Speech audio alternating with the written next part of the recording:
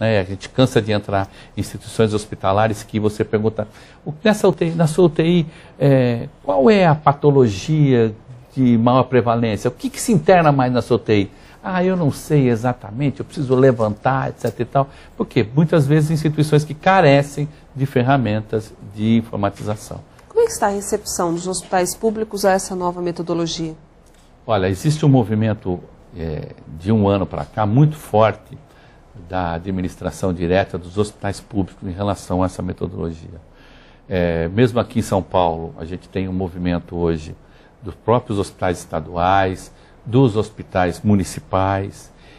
A gente tem visto um movimento muito forte no estado de Minas Gerais, na Secretaria da Saúde de Minas Gerais, com um trabalho forte em todos os hospitais públicos e filantrópicos de Minas Gerais. Existe um movimento hoje forte e as instituições públicas conseguiram entender que o processo de acreditação é um ganho para todo mundo, né? Agora, as instituições públicas, elas, logicamente, as instituições federais, as universitárias, elas são mais pesadas, né? Então, hoje você percebe uma movimentação, mas o tempo para que ela consiga a certificação, a acreditação, ele é muito maior daquele que eu falei no início. O senhor disse que o Estado de São Paulo responde por 90% de tudo que já foi acreditado até agora. Por que a adesão não foi tão grande em outros estados? Eu acho que assim, exatamente pela questão do conhecimento da ferramenta, da capacitação das pessoas. São Paulo tem um mercado muito forte, né? Até as próprias instituições públicas competem entre si, né? Então esse desenho e essa alavancagem que São Paulo deu no processo de acreditação, ela foi mesmo implementada a partir do mercado, né? A partir da competição. Puxa, e aí as instituições que entraram há algum tempo, hoje têm resultados muito importantes. Então faz com que outras instituições que estão mais perto consigam entrar no processo. Doutor, até agora nós falamos muito sobre a acreditação de hospitais, mas outros órgãos, obviamente ligados à área da saúde, também podem passar por esse tipo de processo, como os laboratórios, como as clínicas. De que forma que vocês procuram envolver esses outros estabelecimentos na necessidade dessa acreditação? Olha, a ideia do processo de acreditação no nosso país foi, primeiro, não elitizar a ferramenta, né? Pode ser acreditado um hospital aqui na Avenida Paulista, como a gente tem acreditado hospitais no Belém do Pará, hospitais em São Luís do Maranhão e em outras áreas do Brasil. Então a primeira coisa que quando a gente começou a trabalhar a acreditação foi não elitizar a ferramenta, porque senão a gente entender que essa ferramenta ia ficar para poucos. Não, e ela é para todo mundo, né? Um segundo movimento era o movimento de tentar sensibilizar os profissionais da área da saúde em relação à acreditação. A gente ainda tem uma série de locais que o profissional médico ou o profissional enfermeiro não sabe o que é acreditação, exatamente o que é e para que ela serve. Um terceiro movimento, esse movimento que nós estamos fazendo aqui com você, eu quero agradecer de novo, levando esse conceito para o público, né? Estamos levando esse conceito hoje de segurança do paciente e qualidade para o público, começando a levar esse conceito também para os compradores de serviços, para os planos de saúde, né?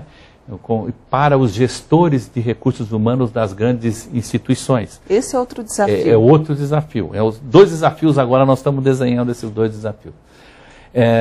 E a questão das outras instituições prestadoras de serviços de saúde, o desenho nosso era iniciar com os hospitais, para que os hospitais começassem a desenvolver uma cadeia de qualidade dentro da assistência que eles querem prestar.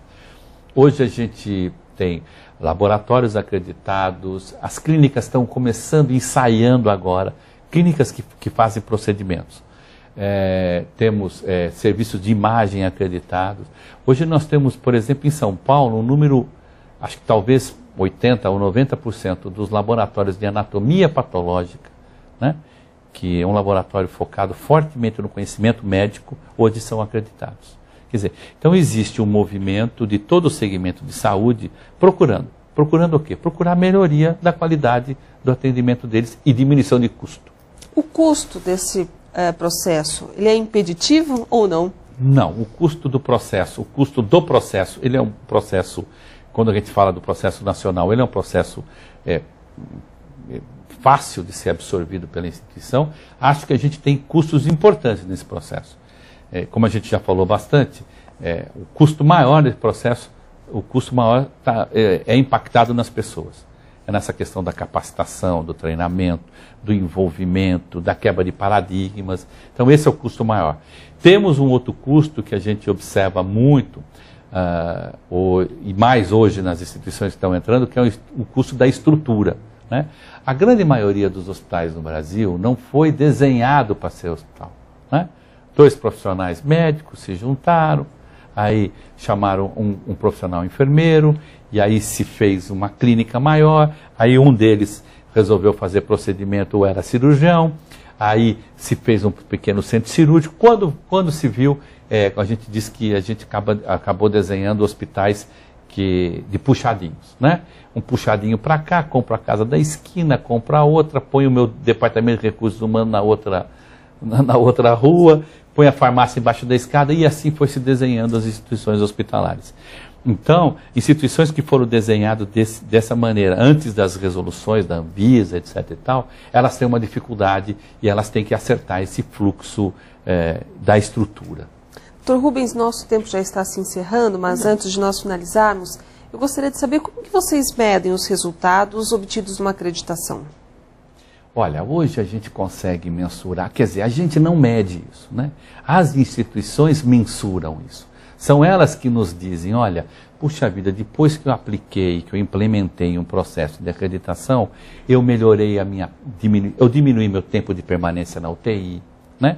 Eu diminuí meu número de pneumonia de pacientes que estão aqui dentro do hospital. Eu diminuí minha taxa de infecção hospitalar. E olha, puxa vida, e até a minha lucratividade, a minha rentabilidade está melhor, mesmo eu fazendo tudo isso. Porque o desenho do sistema brasileiro de saúde é um desenho um pouco confuso, né? A gente estava conversando, e você também já trabalhou no segmento de saúde, essa questão de o faturamento do hospital ser responsável pela estruturação do mesmo e a saúde financeira é uma coisa complexa. Quando você começa a diminuir tempo de permanência na UTI, quando você começa a diminuir compras de antibióticos de última geração, diminuir taxa de infecção hospitalar, o que você faz? Você está faturando menos no processo, você fatura menos para o plano de saúde, né? Então, num primeiro momento, ele entende que isso diminui o faturamento dele. Num segundo momento, ele consegue entender que ele diminuiu o faturamento, ele melhorou a qualidade da assistência, ele aumentou a capacidade do hospital estar atendendo, mas ele aumentou a lucratividade também. Doutor, antes de nós finalizarmos, eu gostaria que o senhor deixasse um contato para o nosso internauta, caso ele queira tirar alguma dúvida ainda com relação ao processo de acreditação. Bom, espero que eu não tenha sido complexo demais, né? Espero que a gente converse mais no futuro sobre políticas de segurança do paciente, sobre acreditação. A gente está à disposição, o IQG hoje trabalha o Brasil todo, a gente tem hoje mais de 180 instituições acreditadas por nós, a gente está à disposição para qualquer tipo de dúvida em relação à assistência hospitalar.